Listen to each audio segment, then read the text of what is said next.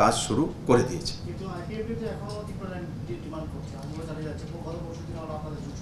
নেই, এমন বিষয় না, কোনো আন্দোলন চালায়নি, কোনো আন্দোলন করেনি। এনসি দেববর্মা মহোদয় আমার সঙ্গে আছেন, ওনাদের একসময় সেটা ডিমান্ড ছিল। এটার কারণ হচ্ছে এখনো যে আমি বিষয়গুলো বলছি, ডিপ্রাইভ হওয়ার কারণে যে কোনো ব্যক্তি যখন মার কাছে দুধ পায় না তো পাশের বাড়িতে চায়, হাল্লা করে, স্বাভাবিক। আমিও তো ছেলে বাচ্চা ছিলাম, যখন খিদে লেগেছে দুধ দাও, খাওয়া দাও, পাচ্ছি না, তো পাশের বাড়িতে কাকিমা একটু ভাত দেন না, মা তো দিচ্ছে না, তো ইনকো ক্যা দোষ হ্যায় ইসমে?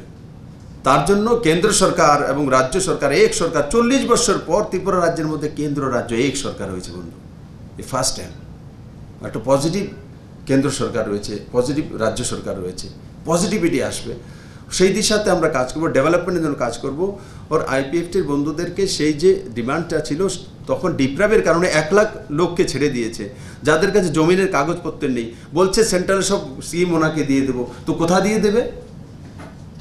আজকে মনরেগার যে ওই সময় মুকুট নিয়ে এসেছিল, মুকুটধারীদেরকে আমি জিজ্ঞাসা করতে চাইছি, তো আজকে মনরেগাতে ত্রিপুরাতে জিও ট্যাগিং করার পর এমন অবস্থা যেখানে 25টা প্যারামিটারের মধ্যে 23টা প্যারামিটার ত্রিপুরার সবচেয়ে ভাস্ট কন্ডিশন, সবচেয়ে লোয়েস্ট কারাপ্ট মানে পজিশন ত্রিপুরা, সবচেয়ে কারাপ্ট রিপোর্ট ত্রিপুরার এসে, এবং কিছুদিনের মধ্যে আমরা সেগুলো ইনকোয়ারি করব। মাননীয় মন্ত্রী মহোদয়ের কাছে সেই রিপোর্ট পৌঁছে গেছে, উনি তার মধ্যে কারবাই করবেন। আপনারা দেখবেন যারা যারা তার মধ্যে দোষী রয়েছে, রিপোর্ট রয়েছে।